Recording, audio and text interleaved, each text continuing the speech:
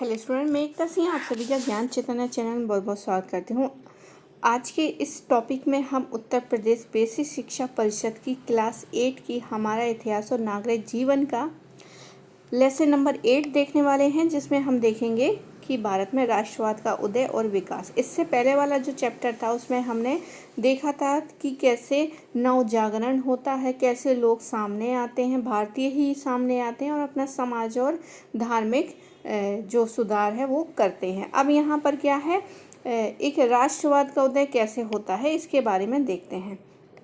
तो आधुनिक भारतीय राष्ट्रीय आंदोलन बुनियादी तौर पर विदेशी आधिपत्य की चुनौती के जवाब में उदय होती है। स्वयं ब्रिटिश शासन की परिस्थितियों ने भारतीय जनता में राष्ट्रीय भावना विकसित करने में सहायता प्रदान की। अब ये राष्ट्रीय भावना है क्या, तो वो देखते हैं, साथ ही उसके कारण भी देखते हैं। मतलब यहाँ पर ये है कि राष्ट्रीय भावना मतलब पूरे एक क्षेत्र में रहने वाले लोग अपने देश के प्रति क्या हो जाएं, जागरूक हो जाएं और उस पर हो रहे शोषण के विरुद्ध एक साथ एकजुट होकर जब आवाज़ उठाएं राष्ट्रीय हित में, तो उसको ही राष्ट्रीय भावना कही जाएगी। तो यहाँ पर कारण देखते हैं कि किन कारणों से राष्ट्रीय कारण जागृत होती है लोगों में। तो भारत में राजनीतिक एकता, एक तो राजनीतिक एकता के सूत्र में सबसे पहले जो है अंग्रेजी शासन के ही अधीन आते हैं और एक सी समस्याएं, एक से सभी के लिए एक से कानून ने भारत को एक सांचे में ढालना आरंभ कर दिया। साम्राज्यवादी शक्तियों द्वारा देश में सांप्रदायिकता, क्षेत्रीयता और भाषाई विरोध के बीज बोने के बावजूद अखिल भारतीय भावना क्या होने लग गई, धीरे धीरे जन्म होने लग गई। इसके वैचारिक एवं भावनात्मक एकता को बढ़ावा दिया।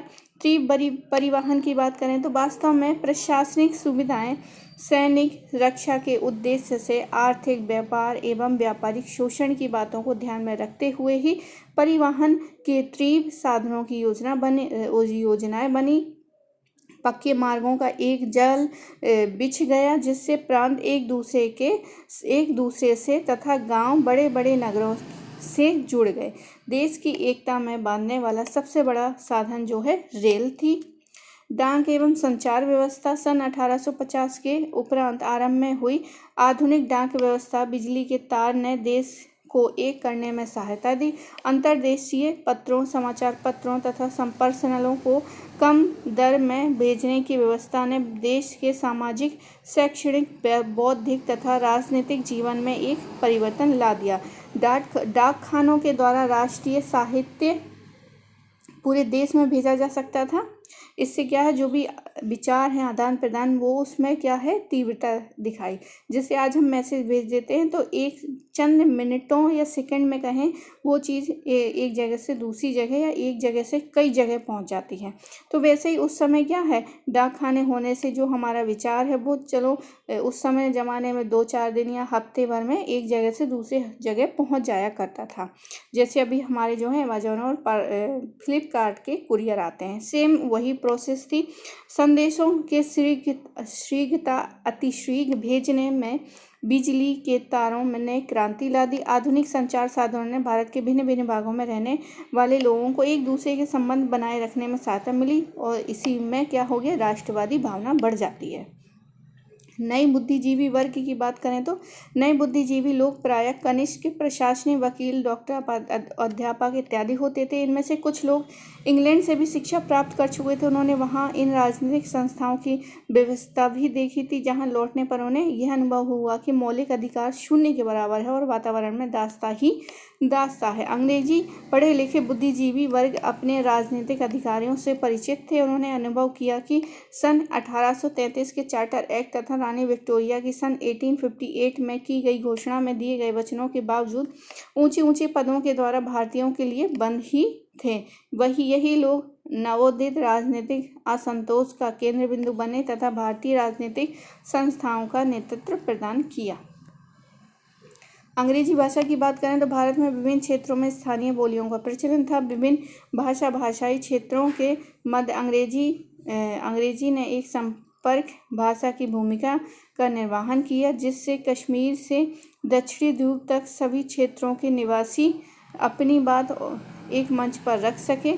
भारतीय समाचार पत्र एवं साहित्य की भूमिका की बात करें तो भारत में राष्ट्रीय भावना के विकास में भारतीय समाचार पत्रों एवं साहित्य की महत्वपूर्ण भूमिका रही। इसके द्वारा भारतीयों ने देशभक्ति की भावनाओं का, आधुनिक आर्थिक, सामाजिक एवं राजनीतिक विचारों का प्रचार किया तथा एक अखिल भारतीय सेना जताई। इन राष्ट्रवादी समाचार पत्रों में संवाद, कुमुदी, सोमप्रकाश, बंगदूत, केसरी, हिंदू एवं अमृत बाजार पत्रिका आदि प्रमुख हैं। इसी प्रकार साहित्य रचनाओं में आनंद मठ, भारत दूरदर्शन, गीतांजलि आदि ने राष्ट्रीय भावना जगाने में महत्वपूर्ण भूमिका निभाई। अंग्रेज शासकों का नस्लीय दंभ देखते हैं तो भारत में राष्ट्रीय भावना के विकास का एक महत्वपूर्ण कारण अंग्रेजों की जातीय श्रेष्ठता का दंभ था। भारतीय यूरोपीय लोगों के क्लबों में नहीं जा सकते थे और उन्हें गाड़ी के उस हिस्से में यात्रा की अनुमति नहीं थी जिसमें यूरोपीय यात्री जा रहे हों। आर्थिक राष्ट्रवाद की बात करें तो अंग्रेजों की पक्षपातपूर्ण आर्थिक तथा राजस्व नीति की प्रतिक्रिया के रूप में भारत में राष्ट्रवाद का उदय हुआ। 19वीं शताब्दी के पूर्वार्ध में इंग्लैंड औद्योगिक क्रांति का नेता था और उसे अपने सस्ते कच्चे माल तथा तैयार माल के लिए एक मंडी चाहिए थी। भारत की सभी आर्थिक नीति, कृषि, उद्योग, वित्त, शुल्क, विदेशी पूंजी निवेश, विदेशी व्यापार, बैंक व्यवस्था इत्यादि अंग्रेजी अर्थव्यवस्था को बनाए रखने के लिए गठित की गई। जब कभी भी भारतीय विकास तथा अंग्रेजी हितों में टकराव होता था तो बलि सदैव भारतीय हितों की ही हो जाती थी। इस व्यवस्था का भारती नारोजी ने अपनी पुस्तक द पॉवर्टी और and British rule in India में धन निष्कासन के सिद्धांत द ड्रेन ऑफ थ्योरी के रूप में उल्लेखित किया और बताया कि किस प्रकार से हमारी जो पूंजी है वो कहाँ जा रही है, विदेशों में जा रही है। आगे देखते हैं, सन 1885 में भारतीय राष्ट्रीय कांग्रेस की स्थापना होती है और यहाँ पर एक क्या है, नया युग आरंभ होता है। अब ये इसके स्थापना के पीछे बहुत कारण थे। भारत में छोटी छोटी संगठन बनने लग गए थे जिससे अंग्रेजों को लगता था कि कहीं ना कहीं ये क्या हो जाएंगे, हमारे विरोध में हो जाएंगे, तो इससे बेटर है हम लोगों की जो मानसिकता है उसको जानने के लिए हम एक ऐसी संस्था बना दें जो वहाँ पर लोग अपने विचार प्रस्तुत कर सकें, उसके माध्यम से हम उनको रेगुलेट कर सकें। इसलिए भारतीय राष्ट्रीय कांग्रेस की स्थापना होती है 1885 में। इससे पहले यहाँ पर कुछ पॉइंट है, यहाँ की अवस्थाएं देखते हैं तो 1885 से लेके 1919 के पहले चरण में देखें तो यहाँ पर क्या है, कांग्रेस के उद्देश्य और स्पष्टता, ये सब के सब मतलब एक कोई स्पष्ट नहीं था, असंदिग्ध दिखाई पड़ते हैं, मतलब उनको खुद ही समझ में नहीं आया बहुत ज़्यादा। 1885 से लेके 1919 तक आंदोलन केवल शिक्षित मध्यम वर्गीय बुद्धिजीवी वर्ग तक ही सीमित रहा जो पाश्चात्य उदारवादी और अतिवादी विचारधारा से प्रेरणा लेता है। अब यहाँ पर 1919 की बात करें, 1947 की बात करें तो यहाँ पर क्या है, अग्रिम चरण होता है। अब लोगों को समझ में आ गया कि कांग्रेस का जो मंच है वो किस लिए है, इसमें हम क्या करें ताकि और क्या हो सके, सुधार हो सकें, भारतीयों के हित में क्या हो सकता है। तो ये एक समय के बाद ही लोगों को समझ में आ जाता है और फिर क्या है, परिवर्तन हमें देखने को मिलता है।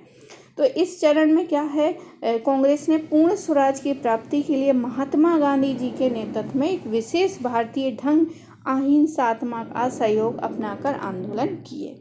आगे देखते हैं, भारतीय कांग्रेस की स्थापना गढ़ी भूमिका जो है श्री एक्टेविलियन ह्यूम, जिसको A.O. ह्यूम नामक अवकाश प्राप्त अधिकारी की रही है। वे उदारवादी अंग्रेज थे। कांग्रेस के प्रथम अधिवेशन में सम्मिलित होने वाले प्रमुख भारतीय नेता दादा भाई नौरोजी थे। Kashiram, Pherozeshah Mehta, S Subramania Iyer, P. आनंद गोपाल, गणेश अगरकर और सुरेंद्रनाथ बनर्जी थे। भूमेश चंद्र बनर्जी इस अधिवेशन के अध्यक्ष थे, सबसे पहले वाले, जो कि मुंबई तेजपाल गोकुल विद्यालय में हुआ था। तो यहाँ पर कांग्रेस के प्रथम अधिवेशन में घोषणा का उद्देश्य क्या किया गया, तो देश के विभिन्न भागों के राजनीतिक एवं सामाजिक नेताओं को एकजुट, मतलब जो बिखरे पड़े हैं वो सब यहीं आ जाओ, कांग्रेस में ही आ जाओ, ये किया गया काम। भारतीयों में राष्ट्रीय एकता की भावना विकसित करने का प्रयास किया गया। तीसरा नंबर है राजनीतिक और सार्वजनिक प्रश्नों पर अपने विचारों को अभिव्यक्त करना। ये सारे उनके उद्देश्य घोषित हुए। और फिर यहाँ पर कांग्रेस के अधिवेशन में देश के हर वर्ग के लोगों की समस्याओं पर चर्चा होती थी। सरकारी नीतियों की आलोचना भी की जाती थी। सरकार को कैसी नीति अपनानी चाहिए इसके बारे में भी प्रस्ताव पास किए जाते थे, लेकिन हाँ, उस पर अमल नहीं किए जाते थे। इस समय सिर्फ बातें होती रहीं और फिर धीरे धीरे कब ये वास्तविकता में बदल गया, ये समय ही जानता है। आगे देखते हैं कि कांग्रेस की दो विचारधारा है, एक नरम दल और दूसरा है गरम दल। जो नरम दल है वो शहरी हैं और जो गरम दल है वो क्या है, ग्रामीण हैं। अब नरम दल देख लेते हैं। कांग्रेस के वे नेता जो शांतिपूर्ण वैधानिक ढंग से देश की आवश्यकताओं को पूरा करना चाहते हैं उदारवादी कहलाए।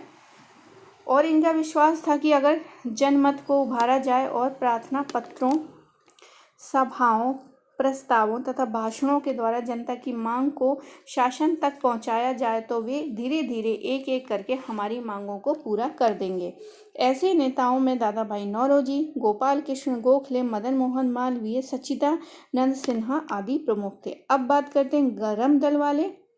तो कभी एग्जाम में पूछता है कि निम्नलिखित में से कौन से नरम दल वाले हैं, कौन से गरम दल वाले हैं। तो कोई एक ही पूछेगा गरम दल वाले, उसमें से 3 ऑप्शन क्या है, गरम वाले होंगे और एक नहीं होगा। इस तरह से हुआ क्वेश्चन आएंगे हमारे एग्जाम में। अब गरम दल देख लेते कौन कौन से भाई गरम दल में थे। तो लाला लाजपत राय थे, बिल्कुल थे।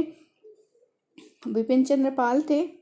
और इनका मानना था कि अंग्रेज सरकार से केवल अनुनय विनय करके भारतीय अपने अधिकारों को प्राप्त नहीं कर सकते। उनकी मान्यता थी कि उग्र विरोध के बिना हमारे मांगे पूरी नहीं करेंगे।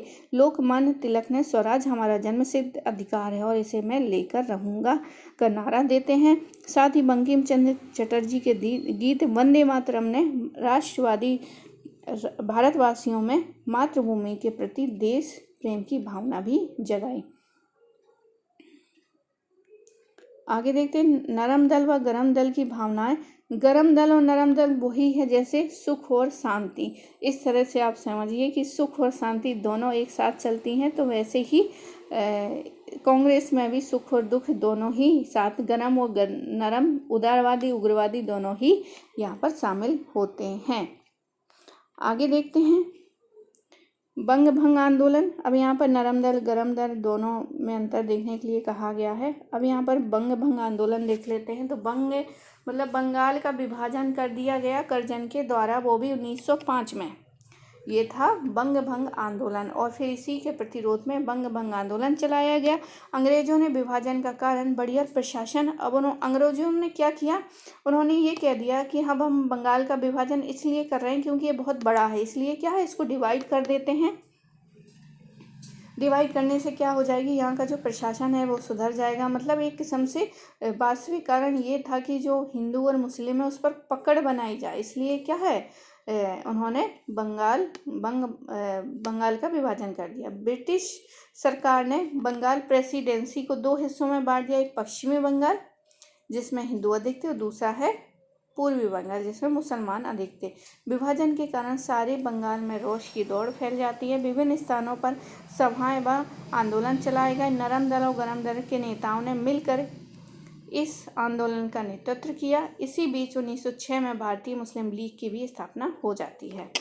बहिष्कार और स्वदेशी आंदोलन की हम बात करें तो बंग भंग के विरोध में भारतीयों ने अंग्रेजों के से प्रार्थना करने की बजाय बल पर स्वराज हासिल करने के लिए 2 तरह के कार्यक्रम अपनाए। बड़ी मात्रा में अंग्रेजी कपड़े, शक्कर आदि का माल का बहिष्कार करना। दूसरा है स्वदेशी यानी अपने देश के लोगों द्वारा बनाई गई चीज़ों का उपयोग। भारत में स्वदेशी का विचार पनपने लगा। वे कहते हैं हम अपने उद्योग लाएंगे, अपने स्कूल, कॉलेज, गांव, ये सारे के सारे जो हैं हम अपना ही बनाएंगे, स्वदेशी कहते हैं, और अपनी समस्याएं दूर करेंगे। हम अपनी पंचायत कचहरी लगाएंगे। हम अपने विकास के लिए अंग्रेज़ों पर निर्भर नहीं रहेंगे और हम आत्मशक्ति को बढ़ाएंगे। अब यहाँ पर क्रांतिकारी आंदोलन देख लेते हैं। क्रांतिकारी आंदोलन में अरविंदो घोष जो हैं फेमस रहते हैं, बहुत उन्होंने कार्य किया था। बाद में पांडिचेरी में जाके हुए इन्होंने ये सब चीज़ें छोड़ देते हैं। आगे देखते हैं, ब्रिटिश शासन द्वारा राष्ट्रीय आंदोलन के क्रूर दमन के कारण कुछ देशभक्तों ने स्वतंत्रता प्राप्ति के लिए सशस्त्र क्रांति का मार्ग अपनाया। क्रांतिकारी शीघ्र परिणाम के इच्छुक थे। बंगाल, पंजाब और महाराष्ट्र में क्रांतिकारी आंदोलन ने गति प्राप्त कर ली थी। उनका विश्वास था कि क्रांति से ही देश को आज़ाद कराया जा सकता है। क्रांतिकारियों ने बंगाल में अनुशीलन समिति की स्थापना की। खुदीराम बोस, प्रफुल्ल चाकी और अरविंदो घोष प्रमुख क्रांतिकारी थे। महाराष्ट्र के चापेकर बंधुओं की भी इस प्रकार के आंदोलन में महत्वपूर्ण भूमिका निभाई। इस आंदोलन को व्यापक बनाने के लिए क्रांतिकारी समाचार पत्रों का प्रकाशन भी शुरू किया गया। बंगाल के संध्या और युगांतर, तो बंगाल के संध्या और युगांतर तथा महाराष्ट्र के काल प्रमुख समाचार पत्र थे। अब यहाँ पर मार्ले मिंटो सुधार देखते हैं, जो कि 1909 में हुआ था। 1909 में ब्रिटिश सरकार ने भारतीयों को संतुष्ट करने के लिए नए सुधारों की घोषणा की। भारत में काउंसिल के सदस्यों की संख्या 16 से बढ़ाकर 60 कर दी गई। मुसलमानों के लिए सीट आरक्षित करके उनका पृथक निर्वाचन करने की व्यवस्था की गई, किंतु इससे भारतीयों में असंतोष कम नहीं हुआ।